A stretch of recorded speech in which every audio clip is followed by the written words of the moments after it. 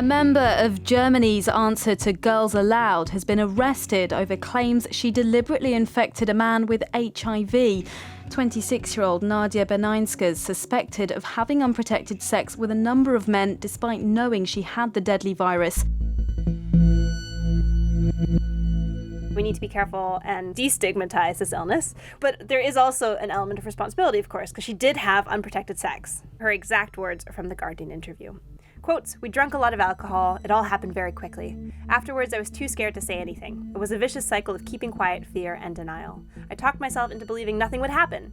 Then I discovered a few years later that something did happen, and it was too late." Whose responsibility is it, legally? So in the UK, there are two relevant cases to answer this question. The first case is RV Dika, where a man called Mohammed Dika was diagnosed as being HIV positive and knowingly had unprotected sexual intercourse with two women who later tested positive for HIV.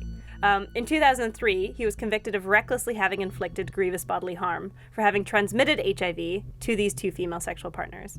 This is a landmark legal case, the first of its kind in England and Wales, involving an HIV carrier.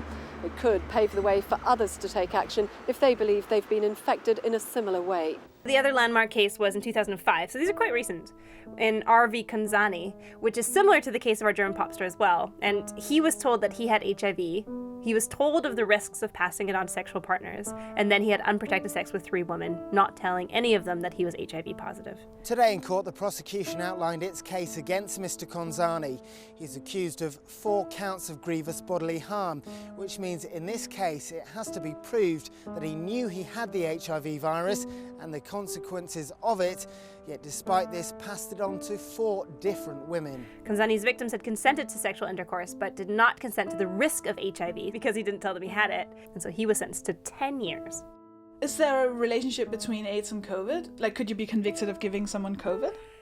Yes, you can. The head of the National Police Chiefs Council said there'll be more officers on patrol to crack down on those who he called dangerous, selfish, and totally irresponsible in the face of the current health threat. So RV Dika informs how UK laws apply to the intentional or reckless transmission of COVID.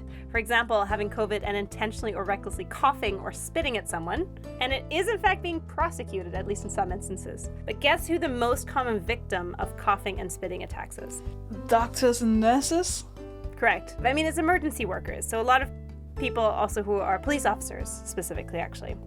But doctors and nurses definitely also fall within this. 1,688 assault offenses against frontline workers were charged between the 1st of April and the 30th of September 2020. And many of those involved police officers being coughed or spat at by someone who said they had COVID.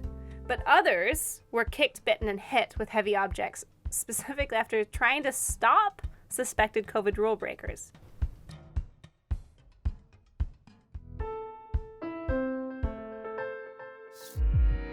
BBC Sounds. Music, radio, podcasts.